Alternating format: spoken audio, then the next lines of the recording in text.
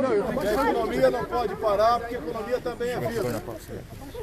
Recebi mais uma vez um grupo de empresários aqui na Presidência da República.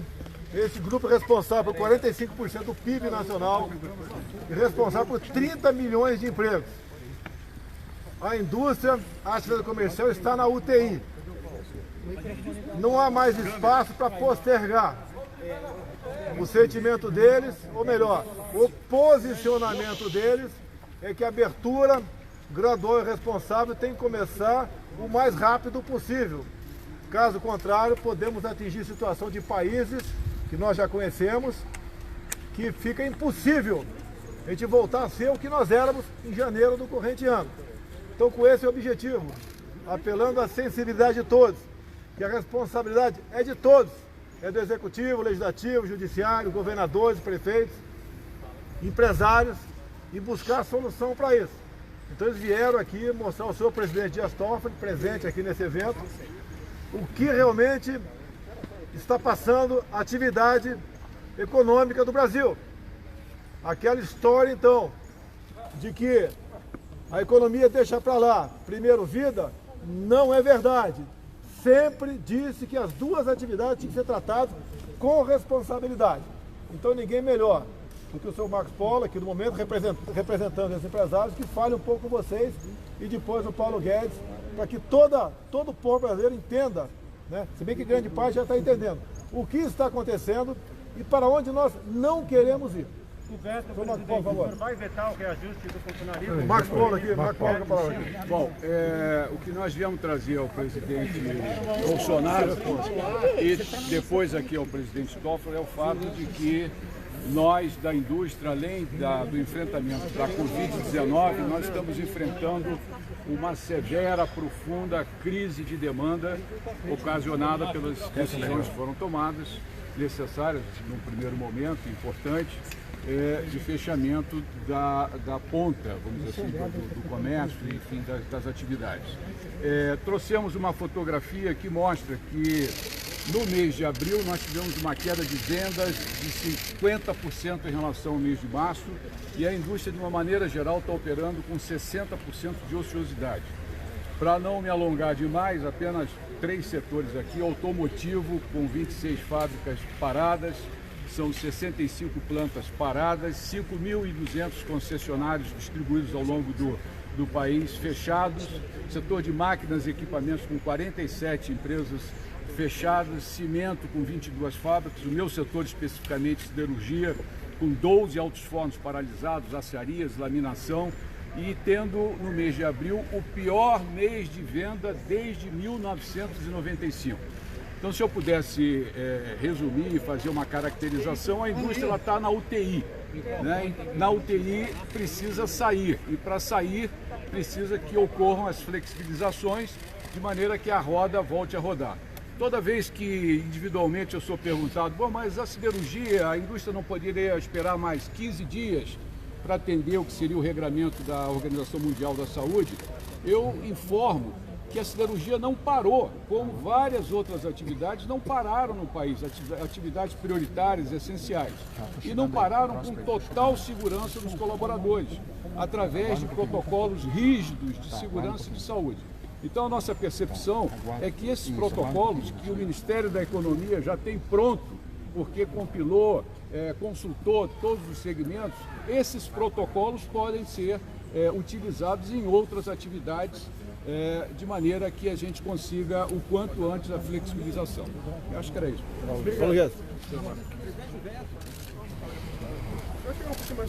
Desde o início da crise, o presidente nos alertou para salvar vidas e proteger os empregos, preservar os empregos.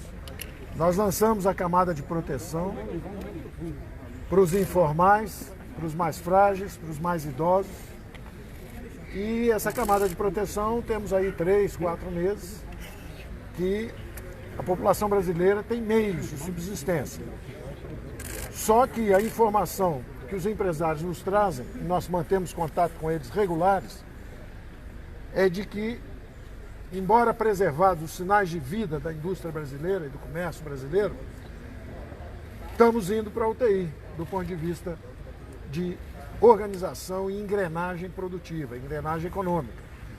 Então, na hora que eles nos comunicaram isso, o presidente imediatamente disse, olha, esse é um trabalho que nós temos que fazer juntos, vamos compartilhar essa informação com o Supremo, para que todos vejam que, embora nós tenhamos preservado os mais frágeis e os sinais de vida, de funcionamento da economia brasileira, como disse o Marco Polo, as acearias ainda estão funcionando, está tudo funcionando, a 40% de capacidade. Não faltou comida para os brasileiros, não faltaram os recursos de apoio dos programas que nós lançamos, está tudo ainda organizado. Só que eles estão dizendo o seguinte, há perigo de começar a desorganização. Então, embora nós estejamos protegidos, a população e todos tenham os recursos, o que adianta se daqui a 30 dias apaga a luz, desliga a comida para a produção nacional? Então, o alerta que eles deram é muito importante, que é o seguinte, olha, embora haja proteção, o povo ainda tenha o dinheiro na mão, daqui a 30 dias pode ser que comecem a faltar nas prateleiras, pode começar a faltar e desorganizar a produção brasileira. E aí você entrar em um sistema de não só de colapso econômico, mas de desorganização social. Então o alerta é muito importante e eu aproveitei justamente para renovar que num momento como esse, em que a população brasileira está correndo risco, perde emprego, alguns inclusive perdendo a vida, eu renovo o meu pedido de contribuição no funcionalismo público. São 2 anos sem aumento, só isso que nós pedimos. Eles têm estabilidade de emprego, eles têm salários acima da iniciativa privada e com 2 anos sem aumento, estamos falando de 130 bilhões de reais que poderiam ser usados justamente em outras atividades. Poderiam ser usados para preservar vidas, poderiam ser usados às vezes para estender um programa social qualquer, e não é justo que num momento como esse, dramático da população brasileira, e a opinião pública pede isso, quer isso, eu acho que é uma oportunidade que o Congresso teve, e como o Congresso aprovou algumas coisas que são muito importantes, como a descentralização dos recursos para estados e municípios, mas não fechou essa porta para esses aumentos, eu estou sugerindo ao presidente da República que vete, que permita que essa contribuição do funcionalismo público seja dada para o bem de todos nós e para o bem deles, perante também a opinião pública brasileira. Obrigado. Vai vetar, presidente? Vai vetar, presidente? Vou responder uma pergunta de vocês aqui. Aproximadamente 10 milhões de empregos formais deixaram de existir. Entre os 38 milhões de informais e autônomos, segundo a OIT, esse pessoal perdeu 80% do seu poder aquisitivo. Alguns perderam 50%, obviamente, outros zeraram. E estão sobrevivendo basicamente em cima do auxílio emergencial que acaba daqui a 2 meses. Aí volta para o servidor público, que tem estabilidade e tem um salário. Há pouco, uma proposta do presidente da Câmara era de cortar 25% para todo mundo.